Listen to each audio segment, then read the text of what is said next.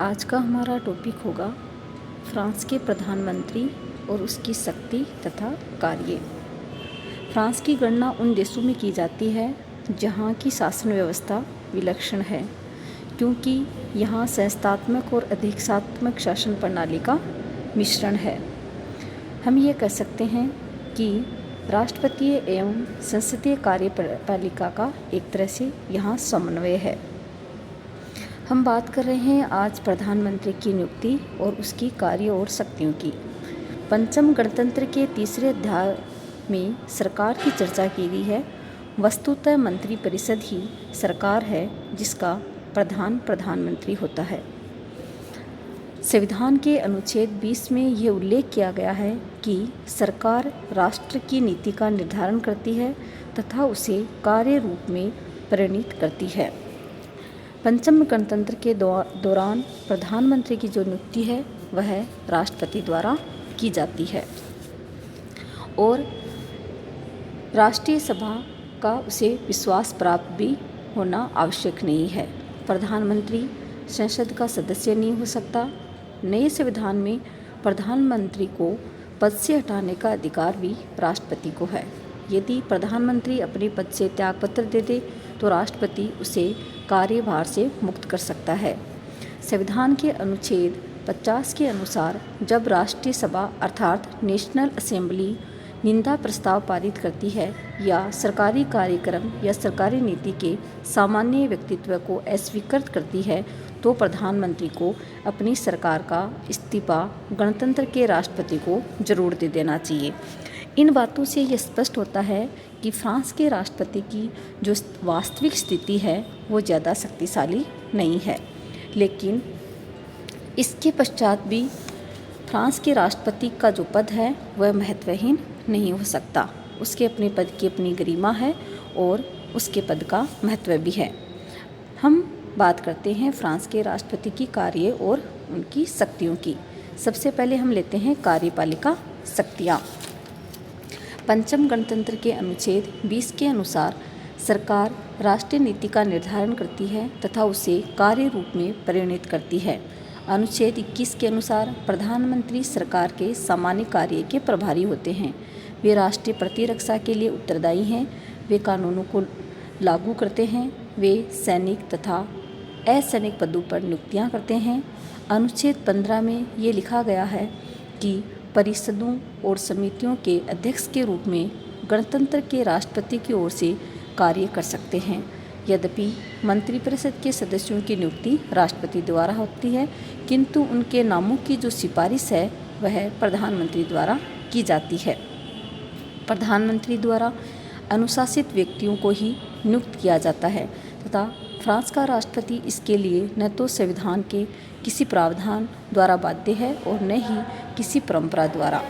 तो ये हैं फ्रांस के राष्ट्रपति की कार्यपालिका शक्तियाँ। इसके पश्चात हम बात करते हैं विधायिका शक्तियों की। प्रधानमंत्री तथा मंत्रिपरिषद उसके अन्य सहयोगी संसद के सदस्य होते हैं और यदि हैं तो भी मंत्री पद प्राप्त करने पर उन्हें संसद की सदस्यता से त्यागपत्र देना आवश्यक होता है। राष्ट्रपति प्रधानमंत्री और असेंबलियों के अध्यक्षों से परामर्श कर नेशनल असेंबली को भंग कर सकते हैं। अनुच्छेद 19 के तहत राष्ट्रपति द्वारा किए जाने वाले बहुत सारे महत्वपूर्ण मामलों को छोड़कर अन्य कार्यों पर प्रधानमंत्री के प्रति हस्ताक्षर आवश्यक है। तो हम ये देखते हैं कि विधायी जो कार्य हैं उसमें चाहे असेंबली द्वारा जो भी कार्य किए जाते हैं उनकी स्वीकृति तभी मान्य होती है जब प्रधानमंत्री के उस पर प्रति हस्ताक्षर हो जाते हैं। हम अगली शक्ति लेते हैं संवैधानिक कार्यों से संबंधित। अनुच्छेद 41 के अनुसार विधायी प्रक्रिया के दौरान यदि ये स्पष्ट हो जाता है कि निजी सदस्यों का प्रस्ताव या संशोधन विधि निर्माण क्षेत्र में नहीं आता तो सरकार उसे नियम विरुद्ध घोषित करने की मांग कर सकती है। अनुच्छेद 54 के अंतर्गत प्रधानमंत्री को ऐसा ही एक अधिकार तथा अंतर्राष्ट्रीय संधि या समझौतों के संबंध में प्राप्त है जिसे या जिसकी किसी धारा को वह संविधान के विपरीत समझता हो। यहाँ हम संवैधानिक कार्यों में देखते हैं कि अंतर्राष्ट्रीय संधि और समझौतों से संबंध भी प्रधानमंत्री को शक्ति प्राप्त है। अगर उनको ये लगे कि कोई भी अंतर्राष्ट्रीय संधि या समझौता उनके संविधान के विरुद्ध है तो वो उनको इनकार कर सकते हैं। अनुच्छेद 89 के तहत संविधान में संशोधन का प्रस्ताव पेश करने का अधिकार संसद सदस्यों और प्रधानमंत्री की सलाह पर राष्ट्रपति को है।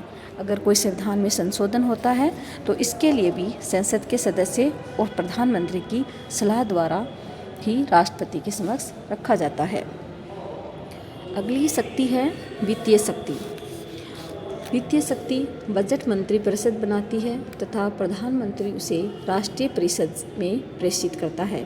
अनुच्छेद 40 में ये स्पष्ट कहा गया है, जब राजस्व में हानि एवं राजस्व में वृद्धि करने वाले किसी निजी सदस्यों के विधेयक, प्रस्ताव और संशोधन नियम विरुद्ध हैं, इस प्रकार फ्रेंच सरकार का वित्त पर पूर्ण नियंत्रण होता है। वस्तुतः यह एक असंसदीय प्रावधान है। इसलिए एक आलोचक ने एक जगह लिखा भी है कि 5वें गणतंत्र में संसद सदस्यों के संवैधानिक अधिकार इतने सीमित हैं कि वे आम वेशक में किसी प्रकार का महत्वपूर्ण नियंत्रण अथवा संशोधन करने में समर्थ नहीं है। ये जो प्रधानमंत्री की चाहे वित्तीय शक्तियाँ हों, चाहे विधायन शक्तियाँ हों, चाहे कार्यपालिका शक्तियाँ हों या संवैधानिक शक्तियाँ हों, इन सारी शक्तियों के अध्ययन करने के पश्चात एक जो बात सामने निकल कर के आती है वह यह है कि प्रधानमंत्री की जो स्थिति है वो काफ़ी शक्तिशाली नहीं है अन्य देश के प्रधानमंत्रियों की भांति। इसका जो मुख्य कारण है वह यह है क्योंकि फ्रांस में संस्थात्मक शासन प्रणाली नहीं है और ना ही अध्यक्षात्मक शासन प्रणाली है, बल्कि दोनों जो शासन प्रणालियां हैं उनका मिश्रण है। इसीलिए सिजफ्राइड है, उन्होंने ये लिखा है कि नए संविधान में मंत्रीगण राष्ट्रपति में लिपिक तथा प्रधानमंत्री है वह प्रधान लिपिक है, किंतु प्रधानमंत्री राष्ट्रपति का अभिकर्ता मात्र है। संसद से उसके संबंध किसी दृढ़ संवैधानिक व्यवस्था पर आधारित नहीं है और न उसे पर्याप्त राजनीतिक समर्थन ही प्राप्त है। तो निष्कर्ष रूप में हम यही कह सकते हैं कि फ्रांस की जो राष्ट्रपति की जो स्थिति है वह ज़्यादा शक्तिशाली नहीं है।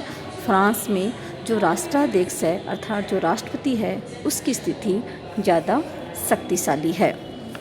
लेकिन इसके पश्चात भी फ्रांस के जो प्रधानमंत्री हैं उनकी अपनी शासन व्यवस्था में स्थिति है, चाहे वह संवैधानिक मामलों में हो, चाहे वह वित्तीय मामलों में हो या कार्यपालिका संबंधी मामलों में हो, क्योंकि अंतर्राष्ट्रीय स्तर पर जो भी संधि और समझौते होते हैं उनमें फ्रांस के प्रधानमंत्री की अपनी एक अहम भूमिका होती है।